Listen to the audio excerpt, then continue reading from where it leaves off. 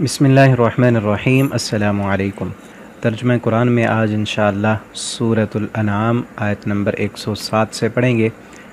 اعوذ باللہ من الشیطان الرجیم۔ بدیع السماوات والارض، بدیع السماوات، وہ پیدا کرنے والا ہے آسمانوں کو۔ بدع یبدع کا معنی ہوتا ہے ابتدا کرنا، کسی چیز کو نئے سرے سے بنانا، بغیر مٹیریل کے، بغیر کسی چیز کے ایک چیز کو ایجاد کرنا۔ تو اللہ رب العالمین اس زمین و آسمان کو ایجاد کرنے والے ہیں۔ پہلے کچھ بھی نہیں تھا، نہ زمین تھی، نہ آسمان تھا، نہ مٹی تھی، نہ پانی تھا، نہ سمندر، دریا، پہاڑ، کچھ بھی نہیں تھے۔ اللہ رب العالمین نے نئے سرے سے بنایا۔ اور آج جتنے بھی دنیا میں ترقی ہو رہی ہے، کئی چیزیں بن رہی ہیں، ایجادات ہو رہی ہیں، وہ ان کا مٹیریل موجود ہے۔ اس مٹیریل کو انسان استعمال کر کے آگے نئی سے نئی چیزیں بنا لیتا ہے۔ مثلا لوہا اللہ نے بنایا ہے، اس لوہے کو جو ہے وہ کام میں لا کر اس سے کئی مشینریاں بنا دی جاتی ہیں۔ اسی طرح پلاسٹک کو، اس سے کئی چیزیں بن جاتی ہیں، مٹی سے کئی چیزیں بنتی ہیں۔ تو اصل جو چیز ہے، جو اصل مادہ ہے، وہ اللہ رب العالمین نے بنایا اور بغیر کسی مادے کے بنایا۔ بدیع السماوات، وہی آسمان اور زمین کو ابتدا سے بنانے والا ہے ان کو۔ انا یکون لہ ولد، کیسے ہوگا اس کے لیے بیٹا؟ پچھلا جو سبق تھا اس کے آخر میں ہم نے پڑھا تھا کہ انہوں نے وجعلوا للہ شرکاء الجن، انہوں نے اللہ کے شریک بنائے ہوئے ہیں جن، حالانکہ جنوں کو اللہ نے پیدا کیا ہے۔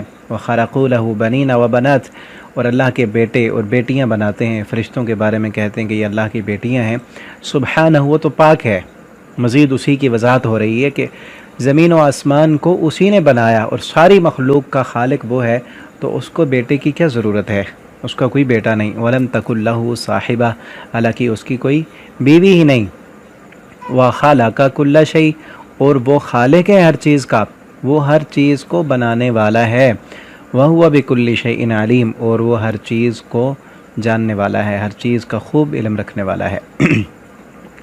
ذالکم اللہ، یہ ہے تمہارا اللہ، ربکم، تمہارا پروردگار، تمہارا پالنے والا، تمہاری پرورش کرنے والا، تمہارا رب یہ ہے۔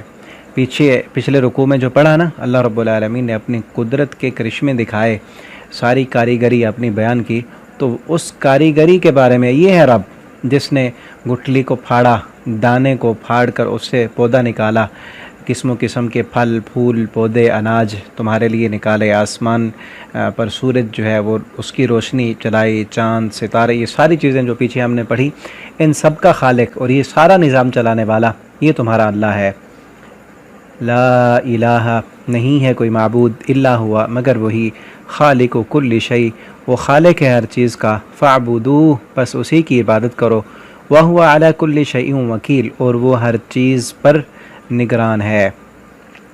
لا تدرکہ الابصار، نہیں ادراک کر سکتی اس کا ابصار، نگاہیں۔ ان ابصار بصیرت سے بھی ہے، دل کی آنکھوں کو بصیرت کہا جاتا ہے، کہ انسان کی عقل، انسان کی سوچ اللہ رب العالمین کے بارے میں پہنچ ہی نہیں سکتی۔ اتنا پتہ ہے اللہ رب العالمین کے بارے میں جتنا اللہ تعالیٰ نے خود بتا دیا۔ اللہ تعالیٰ کی صفات، اللہ رب العالمین کے اسماء و صفات، اور اللہ تعالیٰ کی کیفیت، اللہ رب العالمین کہاں ہیں، کیسے ہیں، جتنا اللہ نے بتایا اتنا ہمیں پتہ ہے، اس سے زیادہ انسان کی عقل جا ہی نہیں سکتی۔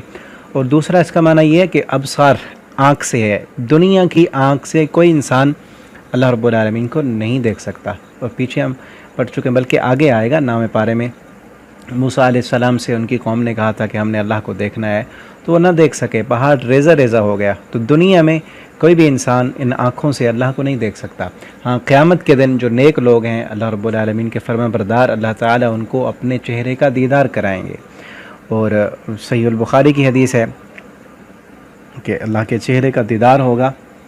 اللہ رب العالمین سے دعا کریں کہ اللہ تعالیٰ ہمیں قیامت کے دن اپنے چہرے کا دیدار نصیب فرمائے، اور یہ سب سے بڑی عظیم ترین نعمت ہوگی جنتیوں کے لیے۔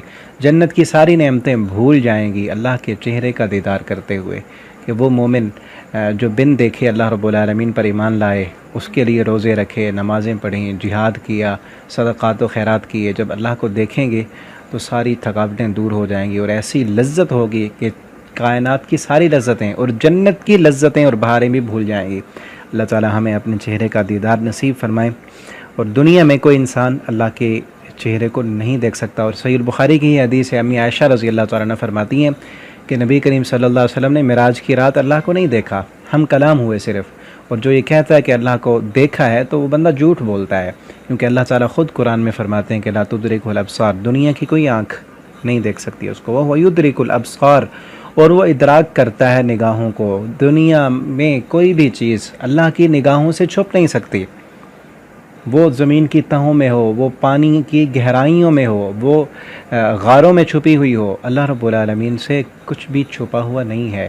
یہ دور اور قریب اور غیب اور حاضر انسانوں کے لیے، ہم ہیں کہ ایک کمرے میں بیٹھے ہیں تو دیوار کے پار ہمیں نہیں پتہ، اللہ رب العالمین کے لیے تو کوئی چیز ہے ہی نہیں، کوئی رکاوٹ ہی نہیں۔ اللہ تعالیٰ پوری کائنات کو، کوئی چیز اس کی نظروں سے چھپ نہیں سکتی۔ کالی رات، کالی چونٹی، کالا پتھر، وہاں پہ چونٹی کے چلنے کی آہٹ کو بھی اللہ تعالیٰ سنتے ہیں اور اس کی خوراک کا بھی انتظام کرتے ہیں، اور وہ جو بولے وہ بھی سن لیتے ہیں۔ وَهُوَ اللطیف، اور وہ بہت باریک بین الخبیر، خبر رکھنے والا ہے، ایک ایک حرکت کی تمہاری اس کو خبر ہے۔ جو اتنا باریک بین ہے وہ تمہارے ظلم اور زیادتیاں بھول تو نہیں جائے گا نا؟ تم نے اگر کسی پر ظلم کی اور یہ سمجھتے ہو کہ کسی کو پتہ نہیں ہے، یاد رکھنا اس کی نگاہوں سے چھپا ہوا کچھ بھی نہیں ہے۔ لیکن دنیا چونکہ دار الجزا نہیں ہے، دار العمل ہے، جزا آخرت میں ہوگی، اور اسی طرح نیکیاں ہیں تو وہ بھی اللہ کو پتہ ہے، ضرور ان کا بدلہ ملے گا۔ قد جاءکم، تحقیق آ چکے ہیں تمہارے پاس، بصائر من ربکم، دلائل من ربکم، تمہارے رب کی طرف سے، یعنی رب کی طرف سے پیچھے جو پڑھا نا، اللہ رب العالمین کی جو کائنات ہے یہ بصائر ہیں۔ اس کائنات کو دیکھ کر، مخلوق کو دیکھ کر خالق کو پہچان لو۔ دنیا کی آنکھوں سے تم خالق کو دیکھ نہیں سکتے، لیکن خالق کی بنائی ہوئی مخلوق، خالق کی کاریگری، اس کو دیکھ کر، بصیرت کی آنکھوں سے دیکھ کر، جس نے یہ سمجھ لیا کہ اس کا کوئی خالق بھی ہے، کوئی موجد بھی ہے، بدیع السماوات، کوئی ان زمین و آسمان کا نظام چلانے والا بھی ہے، اس سے ڈر گیا، اس مخلوق کو دیکھ کر جس نے خالق کو پہچان لیا تو وہ کامیاب ہے۔ فمن ابصر، پس جس بندے نے دیکھا، فلنفسی، تو اس کی اپنی جان کا فائدہ ہے۔ ومن عمی فعلیہا، اور جو اندھا ہو گیا، اندھے سے مراد دل کا اندھا، دیکھتا تو ہے دنیا کو، مخلوق کو دیکھتا ہے، مخلوق کی کاریگری دیکھتا ہے، لیکن کاریگری کو دیکھ کر خالق کو نہیں پہچانتا، تو وہ عامی یا فعلیہ، تو اس کا وبال اسی پر ہے۔ جس طرح آج کئی غیر مسلم سائنسدان جو ہیں وہ اللہ کی مخلوق پر اس قدر غور کرتے ہیں، ان پودوں پر، ان اللہ تعالیٰ کی بنائی ہوئی جدید چیزوں پر، وہ ریسرچ کر کے، جدید ریسرچ کر کے کئی چیزیں، کئی ادویات اور کئی جو ہے وہ سائنسی ترقی کر رہے ہیں، لیکن کیا فائدہ اس کا کہ اس مخلوق پر غور کر کے، دنیا میں تو ترقی کر لی لیکن اسی مخلوق پر غور کر کے خالق کو نہیں پہچانا، دل کے اندھے، تو اس کا وبال اسی پر ہے۔ وَمَا أَنَا، اور نہیں ہوں میں، علیکم تم پر، بحفیظ، نگران، میں تمہارے اوپر نگران نہیں ہونی، زبردستی تمہیں منوانا نہیں ہے۔ بصائر آ گئے تمہارے پاس، انہیں دیکھ کر جس بندے نے اپنی آخرت سنوار لی، فائدہ اسی کا ہے، اور جو اندھا ہوا تو وبال اسی پر ہے۔